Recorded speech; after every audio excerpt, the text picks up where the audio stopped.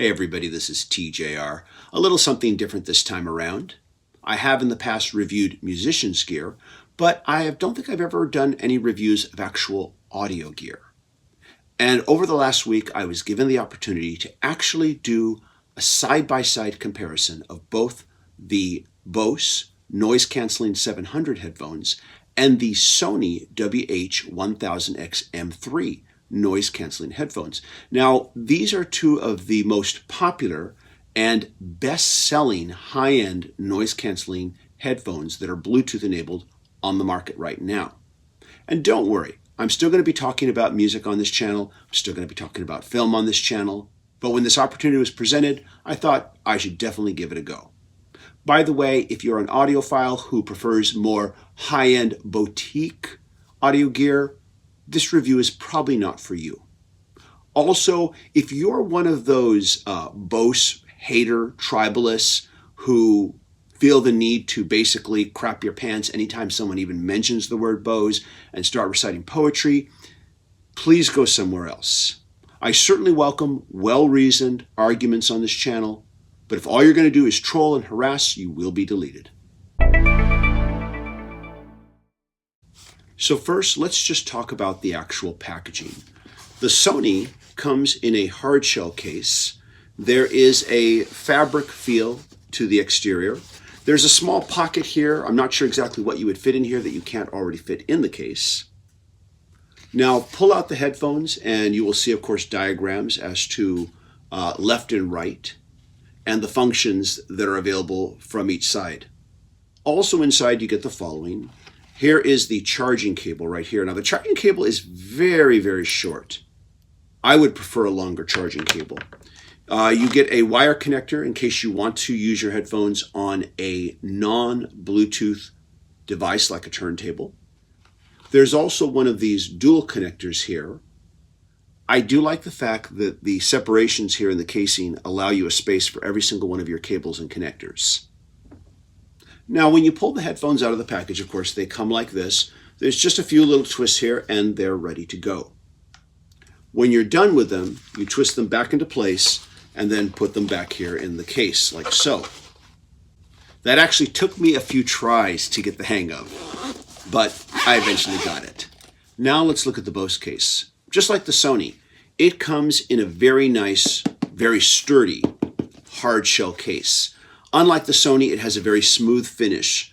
I really like the look of this, but the smoothness of it, I think, makes it susceptible to fingerprint smudging, something that you may want to think about. Now, when you open up the case, it presents the headphones like so. These are pretty much ready to go. You just have to turn them, and you're ready to put them on. Inside, there are letters here stating left and right. This is important because there are touch functions on the sides of the headphones that allow you to control things like volume and moving to the next track. I'll get to that in a moment. Also enclosed are the following connectors. You get, of course, the charging cable, which is longer than the Sony charging cable. I do appreciate that. There's also, of course, the wire connector that allows you to plug in your headset into a non-Bluetooth audio source like a turntable. There is no dual connector like there was with the Sony. One other detail I want to add, the wired cable for the Sony is 3.5 mm on both sides. The wired cable is 2.5 mm on the side that connects to the headphone, and then 3.5 mm for whatever audio source you're plugging into. So let's talk about basic setup. Simply connecting the headphones to my mobile device was very easy for both headphones. Now, however, for a more involved setup, each headphone has its own mobile app that you download to your cell phone. Now, you can just simply connect the headphones to your mobile device and start listening if you want to, but the mobile apps are designed to help optimize your personal listening experience. I tried out both apps and found them fairly easy to use. I should mention that the Sony mobile app actually requires that you take pictures of your ears and send them to Sony. And I mention this because some people might have privacy issues with that. I personally didn't. Sony can look at my ears anytime they want to. But after having dealt with both of these apps, I felt that the Bose app was simpler and more intuitive to deal with than the Sony one. Now, as far as fit and comfort is concerned, I'm just going to simply state that both the Bose and the Sony headphones are extremely comfortable to wear. Your personal mileage may vary, but honestly, I really couldn't find any discernible difference between the two. They're both very comfortable to wear. So let's talk about function. Both the Bose and the Sony have a simple on switch that is located on the back of the headphones when you're wearing them. This allows for easy access with your thumb. When you turn on the Sony, you will hear a beep and a voice recognition telling you that the headphone is now on, and you will get a voice recognition that you are connected to your Bluetooth. With the headphones on, you can double tap on the right side to either play or to pause, or you can just hit play on your mobile device. You slide up and down to be able to control volume, and you slide from left to right to be able to control what track you want to hear. I do want to add that as you slide up and down, you hear a beep to tell you that you've adjusted the volume. You also hear a beep when you slide from left to right. Hold the power button again and you will hear a beep, and of course the voice will tell you that the power is now off. Now, just like with the Sony, you put the headphones on, there is a button in the back that you hold with your thumb. You will not hear a beep. Instead, you will hear a whoosh of ambient noise, and there will be voice recognition to tell you how much battery life you have, and voice recognition to tell you that you are connected to your mobile device. Now, also like the Sony, if you want to adjust volume, you simply slide up and down. Unlike the Sony, however, there is no beep in between volume adjustments. You just simply hear the volume go up and down. The same is true when you change tracks and you slide either from left to right or right to left. Now, in Sony's favor, I want to add that the power on button also powers off the headphones. With Bose, you power on, but it doesn't power off. The Bose powers off automatically when its motion sensors detect no motion after a period of time. I'm not personally sure how well that works if, say, you're on an airline flight and you fall asleep. Does the noise canceling turn off after a while? Or does it register subtle movements while you're sleeping? Unfortunately, this is something I can't test since I don't have any flights arranged in the near future. So now let's talk about noise canceling. Both the Bose and the Sony offer excellent noise cancellation. In fact, even when both headphones are in the off mode, they provide very good noise reduction. With all that said, however, both headphones offer variances in how you can control the noise canceling. The Sony has a couple of interesting features in that regard. There is an ambient noise button. You press it and it will allow outside ambient noise in, such as rain. Or you can choose 100% noise cancellation. Also, if you are listening to audio with noise cancellation on and you need to hear the outside world, you simply cup your hand over your right ear and the noise cancellation is completely turned off. You can still hear your audio if you're listening, but you will also hear the outside world. By way of comparison, the Bose does not have any ambient control button in the way that the Sony does, but it does offer a different type of noise reduction control.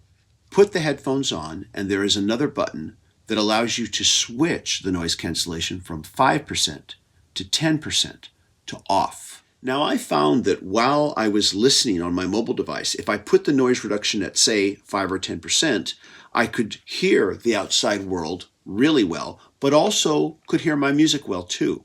I personally found that choosing 5 or 10% noise reduction worked well in allowing me to hear the outside world if I needed to while I was enjoying my music.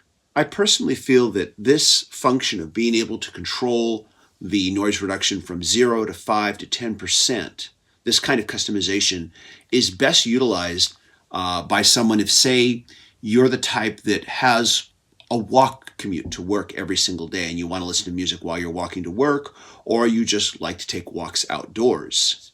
If I was in that situation, I personally would feel safer wearing the Bose versus the Sony because of the level of customization it allows. I found that at 5%, I could enjoy my music, but I felt I could safely monitor the sounds of the outside world as well. I wanted to add that the Bose is apparently optimized for Alexa and Google Assistant, something I didn't get to try because I don't use either one. So we've talked about packaging, we've talked about fit and comfort, we've talked about functionality, and we've talked about noise cancellation. Now let's talk about audio quality. Now, both headphones offer very exceptional audio quality, but there are some distinct differences. Now, at this point, I do need to address again the fact that unfortunately on the internet, there are a small number of very loud audio enthusiasts whose hatred for Bose is at a near sort of religious zealot level. And if you're one of those, once again, go somewhere else. This video is not for you. As always, well-rationed critical commentary and comments from you, the viewers, are always accepted here, whether you agree with me or not. But if I catch you trolling or harassing, I will report you to YouTube and you will be deleted. With that said, I want to personally state that Bose is like any audio company. They make some products that are well designed.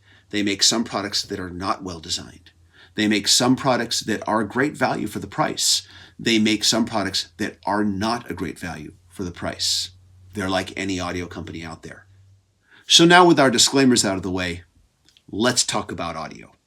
I felt that both headphones offered great audio quality, but there were some noticeable differences. With the Bose, there was a consistency. The audio I heard through my mobile device versus the audio I heard through my turntable was exactly the same. I'm not saying it was bad, I'm saying it was quite good, but it was exactly the same. However, with the Sony, I felt a lot more personality between different listening sources. The audio through my mobile device was different from how it sounded through my turntable. I want to add that when I listened to the turntable on the Sony and I had the power on, the audio was very bassy. In fact, in my opinion, way too bassy. But when I turned the power off, I found that I enjoyed the audio coming from my turntable. In my personal opinion, I felt that the Sony offered slightly better audio quality than the Bose did.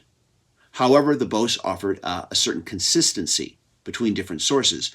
This can be a plus or minus depending on how you personally feel about that. I actually prefer the fact that when I listen on the Sony, I hear things differently depending on what device or what audio source I have it connected to. Once again, what is a plus for me might be a minus for you. Where I feel that the Bose wins, however, is in its functionality. The fact that when I adjust the volume, I don't hear any annoying beeps.